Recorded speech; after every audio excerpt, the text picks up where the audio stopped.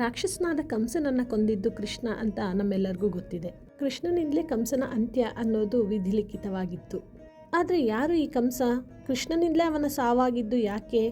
ಹಿಂದಿನ ಜನ್ಮದಲ್ಲಿ ಅವನಿಗಿದ್ದ ಶಾಪ ಏನು? ತಿಳ್ಕೊಳ್ಳೋಣ ಬನ್ನಿ. ಇಂಥ ಕಥೆಗಳನ್ನ ಮತ್ತಷ್ಟು ತಿಳ್ಕೊಳ್ಳೋದಕ್ಕೆ ನಮ್ಮ ಪೇಜ್ನ ಫಾಲೋ ಮಾಡಿ. ಕಂಸ ತನ್ನ ಪೂರ್ವ ಜನ್ಮದಲ್ಲಿ ಕಾಲನೇಮಿ ಅನ್ನೋ ಒಬ್ಬ ದೈತ್ಯ ರಾಕ್ಷಸನಾಗಿದ್ದ.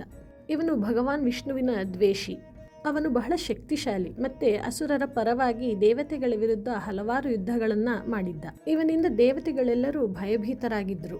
ಆದರೆ ಇವನು ಒಮ್ಮೆ ನಾರದ ಮುನಿಗಳ ಹತ್ರ ಮಾತನಾಡುವಾಗ ವಿಷ್ಣುವಿನ ಬಗ್ಗೆ ಬಹಳ ಅವಹೇಳನಕಾರಿ ಮಾತುಗಳನ್ನ ಆಡ್ತಾನೆ. ಇದರಿಂದ ಕೋಪಗೊಂಡ ನಾರದ ಮುನಿಗಳು, ನೀನು ಮನುಷ್ಯ ಜನ್ಮ ಪಡೆಯುವಂತಾಗಲಿ ಮತ್ತೆ ಈ ಜನ್ಮದಲ್ಲೂ ಆ ಜನ್ಮದಲ್ಲೂ ವಿಷ್ಣುವಿನಿಂದಲೇ ನಿನ್ನ ಅಂತ್ಯವಾಗಲಿ ಅಂತ ಅವನಿಗೆ ಶಾಪವನ್ನ ಕೊಡ್ತಾರೆ. ಅದರಂತೆ ಸಮುದ್ರ ಮಂಥನದ ಸಮಯದಲ್ಲಿ ದೇವತೆಗಳಿಗೂ ಅಸುರರಿಗೂ ನಡೆಯುವ ಯುದ್ಧದಲ್ಲಿ ವಿಷ್ಣುವಿನ ಸುದರ್ಶನ ಚಕ್ರದಿಂದ ಇವನ ಅಂತ್ಯವಾಗುತ್ತೆ. ನಂತರ ಅವನ ಶಾಪದಂತೆ ದ್ವಾಪರ ಯುಗದಲ್ಲಿ ಕಂಸನಾಗಿ ಮನುಷ್ಯ ಜನ್ಮವನ್ನ ಪಡಿತಾನೆ.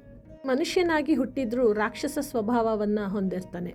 ಮುಂದೆ ಇವನ ಅಂತ್ಯಕ್ಕಾಗಿ ಕೃಷ್ಣನ ಜನನವಾಯಿತು. ಆದರೆ ಅದು ಹೇಗಾಯಿತು? ಅವನಿಗಿಂತ ಮುಂಚೆ ಹುಟ್ಟಿದ ಮಕ್ಕಳನ್ನ ಕಂಸ ಯಾಕೆ ಕೊಲ್ತಾನೆ?